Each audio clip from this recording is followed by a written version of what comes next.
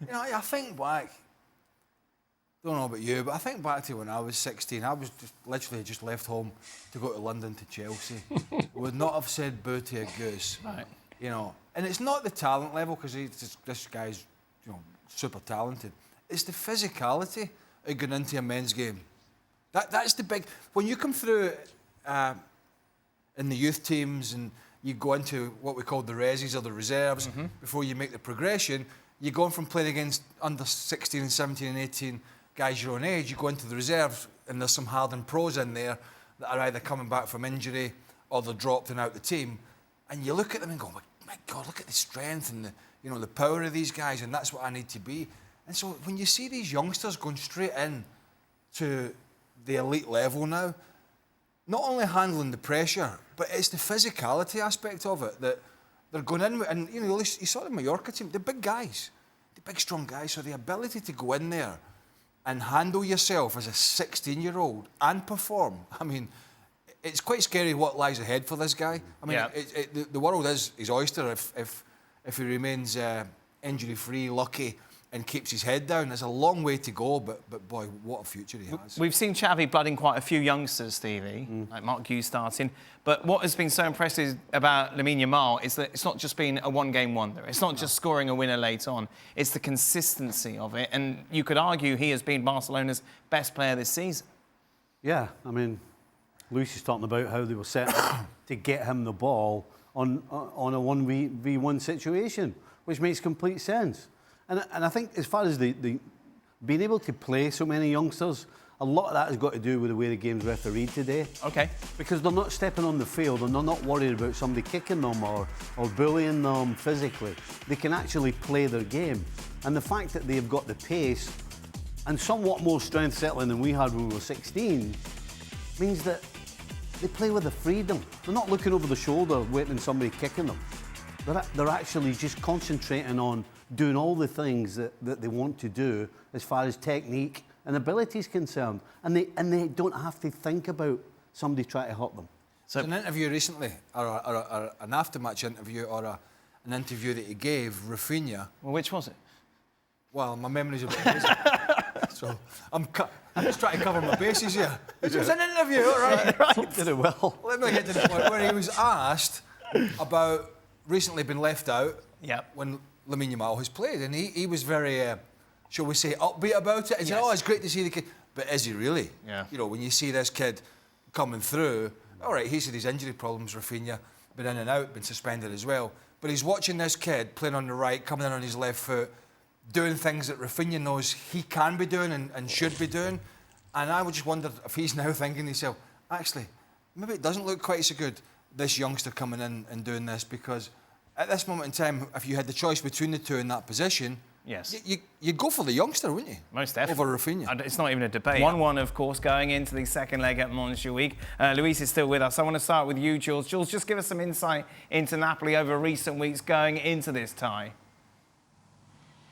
That's the thing, Dan, because until tonight, they've been really good. The last two games in the league they won, including against Juventus last Sunday. And there was that momentum building, and Torino are not an easy team to play against. They're very intense. They run a lot. They press a lot. It's a bit chaotic the way they play, but they just...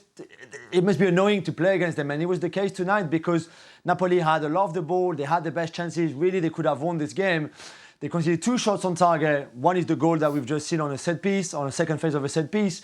But they could not really get the control on the game because Torino is just always there. They contest everything. They're there, which should be a very different game, obviously, against Barcelona. But I guess they wanted to continue that momentum to win again, make it 3 wins in a row in the league that would have looked better to try to finish top 4, top 5 to qualify for the Champions League next season if that 5th place takes you there. But they're still unbeaten under Calzona, the new manager, of course. So the momentum is still there, but it's just slightly disappointing after the good performance we saw against Juventus a week ago. Of course, the big talking point for Barcelona going into that second leg is the players who aren't available. We saw Araujo suspended today. He will be back involved. However, the rest, big question marks if any of them are going to be available. Rafinha, of course, subbed off. We'll wait news on him. Stevie, given this list, this is a really tricky game to call, isn't it? I think if you're Napoli, you cannot be anything other than upbeat about going in to play against Barcelona. Yes. And if you're sitting watching, never mind recently, but for the majority of the season, if you're sitting doing video with the players, you go in thinking, well, this is Barcelona away. And by the time you finish watching it, you're going, hold on a second. Yeah. What have we got to be scared about? You know, other than the reputation of the players with the names on the back of the jersey, you are away from home, but it's not the same. And it's not the Camp Nou. No, it's not the Camp Nou. So if you're Napoli, the basics you're talking about are don't make any mistakes. If we don't make any mistakes, we absolutely have got the players and the talent to go to Barcelona and actually outplay this team and win this game. So for me, if I'm Napoli's coach, I am 100% bashing into them how much that they can win this game and win comfortably if we do what we're good at. 100%. The problem with that is that Napoli are nowhere near the team that they were either. But they still got Osimhen up front and Kvaratskhelia to get up and support, and they've still got good players. They just haven't played particularly well. Look, Barcelona probably had one of the better performances of the season, which is it was not a high bar, as you know, in Naples. They actually played okay over there by their standards. I didn't think Napoli played well at all. But then you look at Napoli going into this game away from home. This Barcelona back line, even when it's been at full strength, has been awful. And it's not at full strength at the moment. Koundé's had a poor season. You know, Cancelo's going to probably have to play left back, can't defend. You've got youngsters at centre back. And you've got Christensen, you know, a centre half, patrolling in the midfield in front.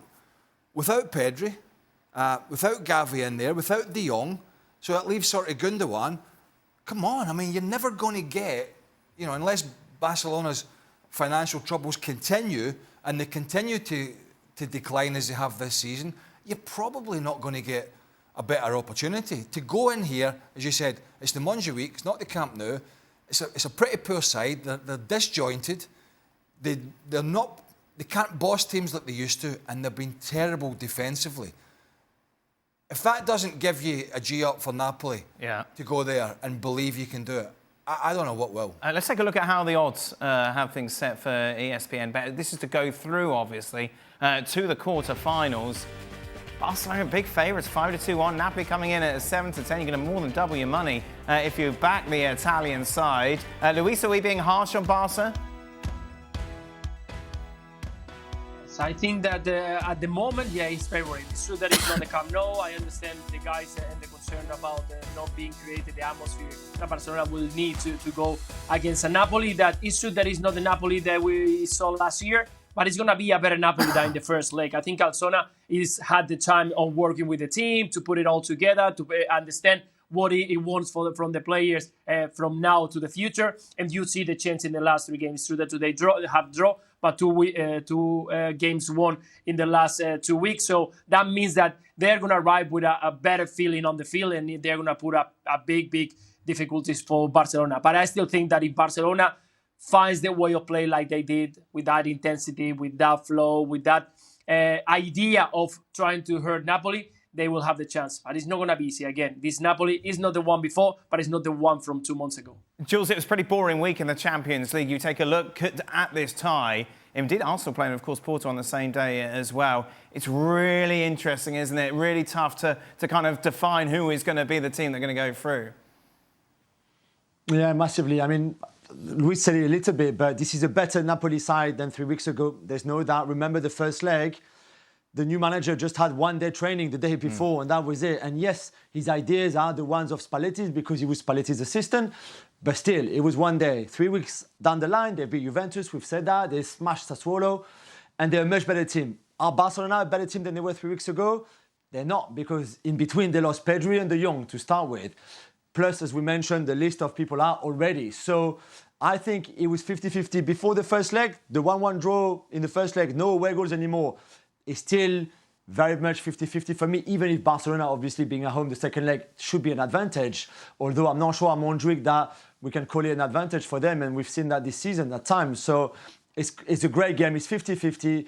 I would go for Napoli personally. I think Kvaratskhelia and Osimhen and Politano on the counter could destroy this Barca team. I mean, Kvaratskhelia against Jules Koundé has to be the matchup of the night, really. And if Koundé can't stop Kvaratskhelia, in the game, I think this could be Napoli to win. It's